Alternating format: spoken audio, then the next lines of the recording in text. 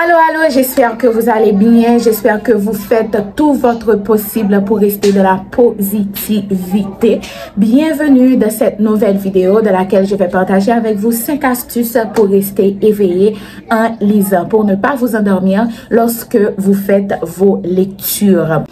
On aurait du mal à le croire, mais la lecture n'est pas donnée à tout le monde parce que justement cette activité, c'est une activité qui mobilise tout ce que nous sommes en tant que personne. Elle mobilise notre intellect, notre pensée, notre esprit, parce qu'il faut bien comprendre ce que nous lisons pour l'intégrer et surtout par rapport avec l'objectif pour lequel nous faisons notre lecture, parce que justement nous ne lisons pas seulement pour nous faire plaisir ou bien pour découvrir d'autres mondes, etc.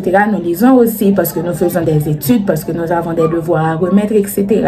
Et aussi, cette activité n'est pas donnée à tout le monde parce que, justement, elle mobilise aussi notre physique. Il faut avoir une bonne position lorsque nous lisons et c'est presque, je dirais, comme un entraînement. Il faut avoir l'habitude de lire, il faut s'entraîner pour nous habituer à cette activité. Et qui dit entraînement dit tactique, et c'est pour cela que je partage avec vous ces 5 astuces aujourd'hui, parce que l'un des pièges lorsque nous lisons, bon, piège est un bien grand mot, mais je ne trouve pas d'autre mot pour l'instant. En tout cas, l'une des attitudes, l'un des résultats lorsque nous lisons, c'est que nous nous endormons, ok, pour diverses raisons, mais ce n'est pas l'objectif aujourd'hui. Peut-être que nous en parlerons dans une autre vidéo. Dites-moi si cela vous intéresse et je me préparerai en conséquence. Dites-le en commentaire. Donc voilà, la première astuce, c'est de changer de position. Et avant d'aller plus loin, je tiens à vous préciser que ce ne sont que mes tactiques, mes astuces à moi que je partage avec vous. Il n'y a rien de scientifique, etc.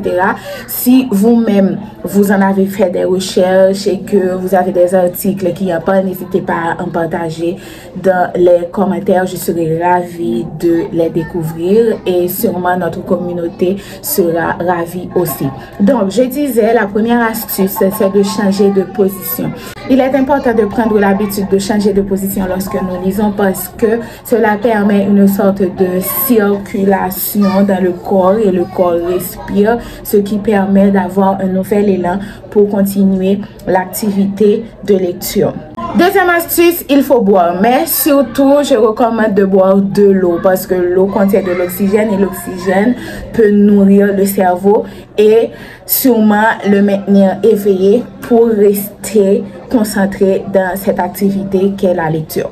Troisièmement, on peut, ok, ou bien en lisant, vous pourrez faire une pause et respirer, justement. Faites une pause après une partie, après un chapitre, après une section. Faites une pause, mettez votre marque-page, déposez le livre et puis respirez. Asseyez-vous d'une manière très droite, dans une bonne posture ou bien mettez-vous debout et puis respirer. Justement, cela permet à l'oxygène de pénétrer et cette fois-ci, non seulement le cerveau prend de l'oxygène, le corps aussi prend de l'oxygène et justement, si vous vous mettez debout pour respirer, cela permet au corps de se revitaliser, etc. Et puis, cela peut aider. Quatrièmement, lisez à voix haute. Justement, c'est l'une de mes astuces préférées et c'est l'une des astuces que je pratique le plus souvent, de lire à haute voix, surtout quand je lis un texte très théorique. Cela me permet de bien entendre certains concepts, certains mots et de les bien intérioriser lorsque je les entends.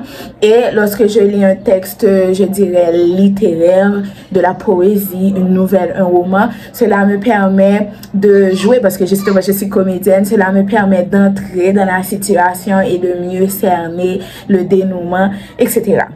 Cinquième et dernière astuce, mais bon, cela demande un effort en plus, et c'est de faire le résumé de chaque chapitre ou de chaque section que vous lisez. Cela vous permet non seulement de récapituler, de revoir dans votre esprit, d'être sûr que vous avez bien compris, que vous avez bien cerné ce que vous venez de lire, mais aussi Cela vous permet de rester en activité. En lisant, vous avez emmagasiné des informations et oui, des informations. Mais maintenant, en faisant le résumé, vous confirmez que ces informations sont bien comprises et qu'elles sont bien assimilées.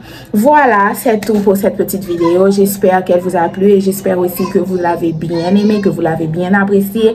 Dites-moi en commentaire si vous aimez ces genres de petites vidéos et puis vous pouvez aussi me proposer des idées et moi-même je ferai en sorte de vous satisfaire, voilà, de satisfaire ma petite communauté qui est en train de grandir. Je vous remercie, je vous dis merci de vous abonner, merci et bienvenue aux nouveaux abonnés, aux nouvelles abonnés.